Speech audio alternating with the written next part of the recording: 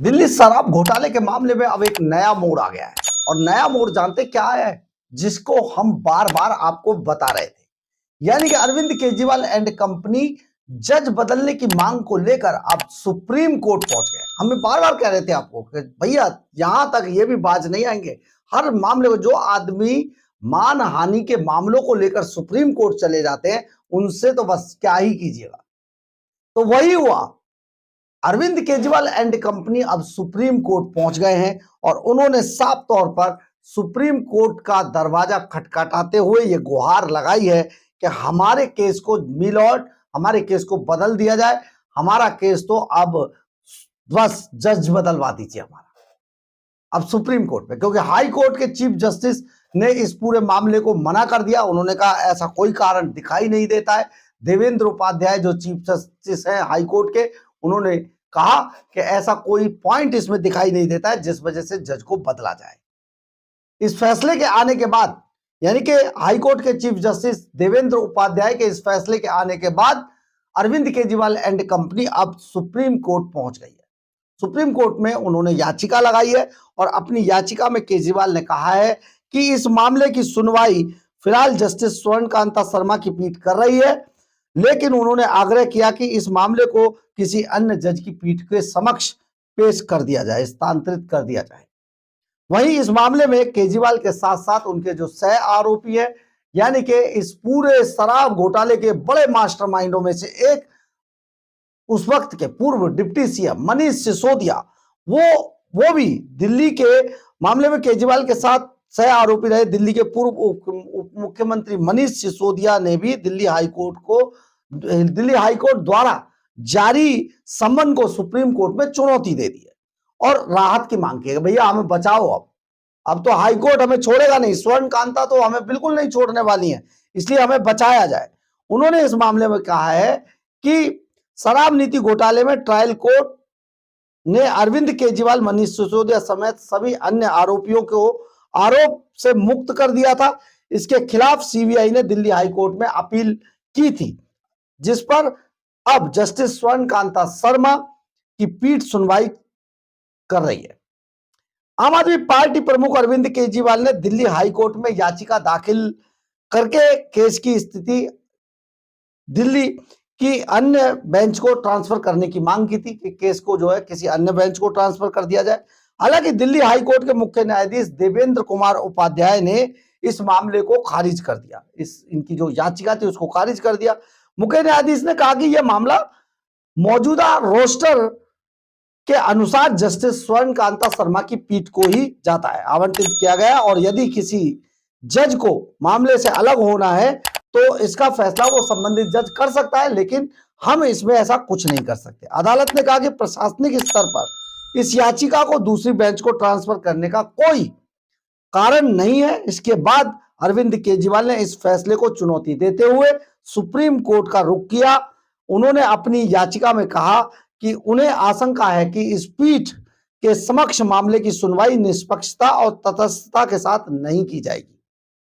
हालांकि उन्होंने स्पष्ट किया कि यह किसी व्यक्ति के विरोधी के खिलाफ नहीं है, बल्कि एक निष्पक्ष मुकदमे की उम्मीद के आधार पर की गई है। मतलब आप देखिए कैसे कैसे शब्दों का इस्तेमाल किया जाता है कि उन्हें किसी चेहरे से, किसी व्यक्ति से कोई मतलब नहीं है, ये तो हम निष्पक्षता के लिए जा रहे हैं, खिलाफ नहीं है, बल्कि एक निष्पक्ष मुकदमे की उम्मीद के आधार पर की गई अपील है। दरअसल निचली अदालत ने 27 फरवरी को इस मामले में केजरीवाल, मनीष सिसोदिया और अन्य आरोपियों को आरोप मुक्त कर दिया था। अदालत ने कहा था कि जांच एजेंसी के आरोप मुख्य रूप से सह आरोपियों और गवाहों के बयानों पर आधारित हैं और किसी आपराधिक साजिश से जोड़ने वाला स्वतंत्र सबूत इसमें नहीं है। इसके बाद सीबीआई ने इस फैसले को दिल्ली हाईकोर्ट में चुनौती दे दी थी।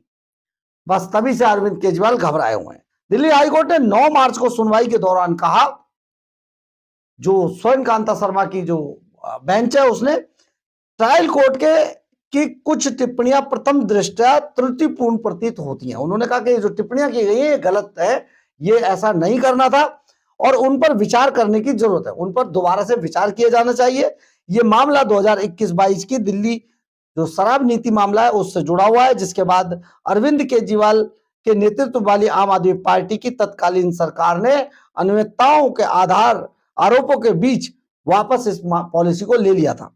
जांच एजेंसियों का आरोप है कि इस आबकारी नीति के जरिए निजी कंपनियों को अनुचित लाभ पहुंचाया गया, जबकि बचाव पक्ष का कहना है कि आरोपों के समर्थन में ठोस सबूत नहीं थे।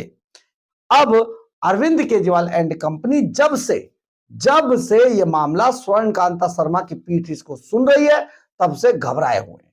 उन्हें ऐसा लग रहा है कि शायद दूध का दूध पानी का पानी हो जाएगा। बहुत सारी चर्चाएं भी इस मामले में चल रही है और चर्चा यह है कि फॉरम शॉपिंग का मामला हो गया है, यानी कि अरविंद केजरीवाल एंड कंपनी जिन वकीलों के आधार पर इस पूरे मामले को चला रही थी, आगे बढ़ा रही थी, उसमें फॉरम शॉपिंग का मामला है, यानी कि बस किसी तरीके से मैनेजमेंट किया जाए, केस लड़ना वड़ना तो बाद की बात है। अब इसी डर से अरविंद केजरीवाल एंड कंपनी जब फॉरम शॉपिंग नहीं कर पा रहे थे, ये चर्चाएं हैं, देखिए ये सोशल मीडिया पर चर्चाएं चल रही है, जब नहीं कर पा रहे थे तो वो इस बात पर आ गए कि भैया यहां तो कुछ चलने वाला नहीं है, तो सीधा बेंच बदलवा दीजिए, यानी कि जज बदलवा दीजिए और जज में ये देखा जाए कि कोई ऐसा जज मिल जाए जिसमें कि हमारा जो पूरा मामला है वो सुन ले।